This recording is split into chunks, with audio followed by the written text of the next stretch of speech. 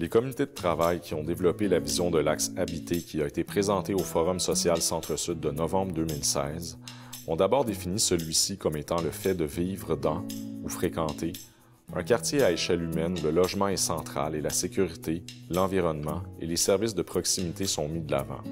Premier faubourg populaire de Montréal, le Centre-Sud a connu de nombreuses transformations, de la construction du pont Jacques-Cartier à celle de la Maison de Radio-Canada, en passant par l'élargissement du boulevard Dorchester, maintenant René Lévesque, et de la rue Notre-Dame.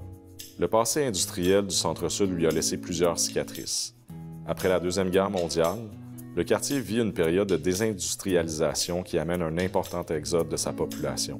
Ce contexte pousse plusieurs de ses citoyens à se mobiliser dans le courant des années 1960 et 1970, tant pour défendre leurs droits auprès de propriétaires de logements souvent insalubres que pour refaire du quartier un milieu de vie riche et accueillant.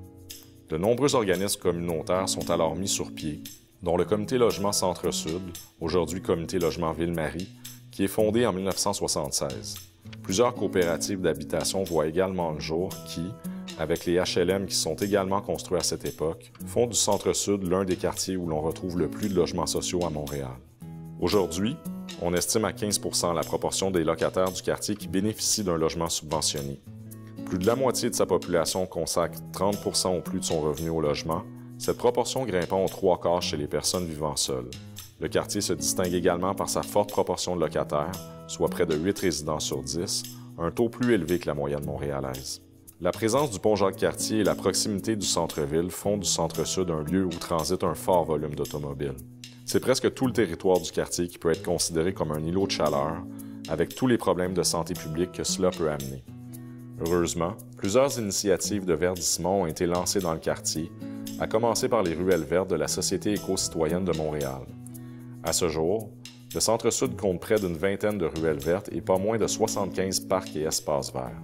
Quartier ouvrier autrefois connu sous le nom de Faubourg-Amelas, le Centre-Sud possède une riche histoire et un patrimoine unique qui sont notamment mis en valeur par l'Écomusée du Fier-Monde, un musée d'histoire populaire logé dans l'ancien Bain Généreux, rue Amherst. Habitat de contraste et de diversité, le Centre-Sud, du souhait de plusieurs, se veut aussi un milieu de vie à échelle humaine qu'il importe de préserver.